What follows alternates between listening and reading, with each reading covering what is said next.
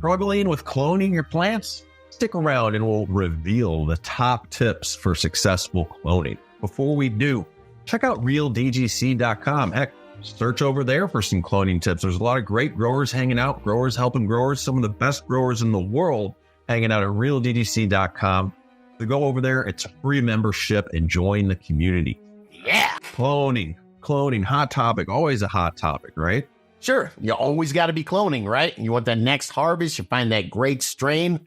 You always need to be keeping cuts of it. And there's a couple things we can help with, I think, right? Definitely. The most important one, let's break down some points here. All from healthy donor plants. Whether you have a mother plant, some people will keep a mother plant they're going to get all their cuts from. Other people will just go through their plants while they're in veg and take clones. But make sure those plants are happy and healthy. Yeah, healthy mother, healthy cut. And the problem is sometimes you'll keep a mother for a long period of time. They can accumulate things. Let's get into these tips. I would say tip number 1, only be cloning from healthy donor plants. I know this sounds kind of obvious, but if you don't clone from a healthy plant, you really hinder your cloning ability. Some people keep moms specifically to take their clones from. Other people will clone from their vegetative growth or their veg room. But always make sure these plants are happy, hydrated, healthy, and good to go. And disease-free, which I'll just disclaimer. Anytime I am bringing a new plant in that I'm going to clone from or make a mother from, always quarantine it. Go get yourself a little 2x2 tent. Put these things in the solo cup and then quarantine them. Put them in an area of your house that your grow isn't connected to. Because you don't want to be bringing something like powdery mildew or root aphids in with your plants, man. Quarantine can be super easy, guys, too, as far as the space to do it. If you don't have any space, you're getting a small clone that's rooted if you're taking it in. And even a bright window for a few days, it'll live there fine. So don't overthink it like, I need a whole nother grow area. You can quarantine in a lot of different places here. A good tip. Cloning from the not having pests is huge. Some pests are hard to find. You want to make sure you're definitely pest free or you're going to start really hindering. Hey, what part of you take the clone from the top or what part of the plant do you clone from? I can clone from any part of the plant. Typically, lower growth is usually a little too weak. It will root out, but I don't want to root out a little smaller clone. So middle to almost the complete top of the plant and sometimes even the top of the plant. As long as I got a gut, I want to make sure the stem is going to be strong enough to when I push it into my plugs, it will go if you take, you don't want full woody material, but you want it to be turgid enough to know that you can get that into your rooting plug well. Yeah. I like to go not from the tippy top because it's usually got so many leaves and it's so big. It would take up a quarter of the cloning dome, So I'll say right below it, I can usually find a couple nice cuts that are still getting a lot of light and look good.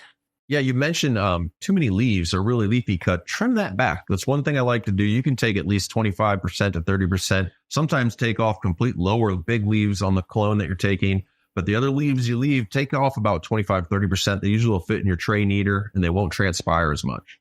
Yeah, remember, when we're cloning, we're taking plant and that leaf material that used to have roots and was getting its nutrients and water from roots. There's no roots anymore, so now it's getting its nutrients very inefficiently and water from the leaves. So we got to make sure that we don't have too many leaves, that it's going to create too much stress on the plant. So I cut the leaves down, significantly, man. I'd say 30, 40% of the leaf I'll cut off. Another quick tip here, prep ahead of time, guys. Prep your tray, prep your plugs, soak your plugs. Do that all, even the light cycle before, the day before. Mm-hmm. You want to soak your plugs, whatever you're soaking them in, whether it's some recharge solution or rooting hormone. Get them into the tray, get them on the heat mat, have a hygrometer, which gives you your temperature humidity in that tray. So you're making everything cozy and it's ready to go. It's like, putting like a newborn baby in an incubator. So a quick shout out. Check out this tray here. AC Infinity's got complete kits if you guys aren't ready to clone. Everything from the light to the heat mat with the thermostat. The lighting has a timer and dimmer on it. Over at acinfinity.com, guys. This is a great kit. They have a few different kits and even a tall dome for you guys if you want to grow out, if you're taking bigger cuttings or you need to grow them out in that space for a little bit.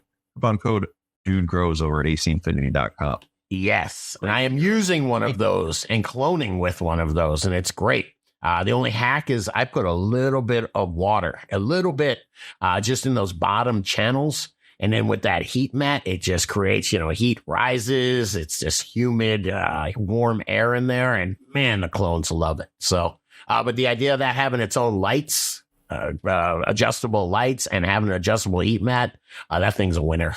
One more tip, bro. Don't get an embolism. Air embolism in your stem, man. It can kill your clones. Go into that a little bit. Plant uses osmotic pressure to suck up water from the roots and let it go through the stomata of the leaves. So if you have a plant that is thirsty, that is just cruising, me and Jeremy were talking a couple of days ago from Breeze Genetics about hollow stem. You ever seen some hollow stem plants? And they're just cooking. Well, they've got such osmotic pressure. They're just sucking up that water and nutrients so fast that if you cut them and make a clone, I try to make a clone out of it.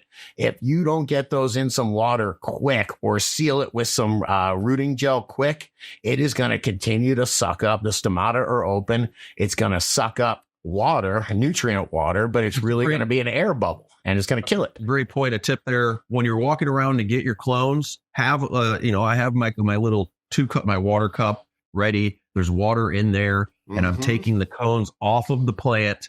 This is the in-between step before you put them in the dome, and they're going right into that cup of water. It's not the final cut. I'm not taking the final cut. I'm just taking them off, putting them in, and they can actually isolate them, sit in that water overnight. Jeremy from Breeze Genetics said as well, that's another good way to guarantee you're not going to get an air bubble in the stem, and they're fully hydrated, ready to go. Throw them in a little cup of water or a little jug of water or something, and then go take them to your table where everything is clean.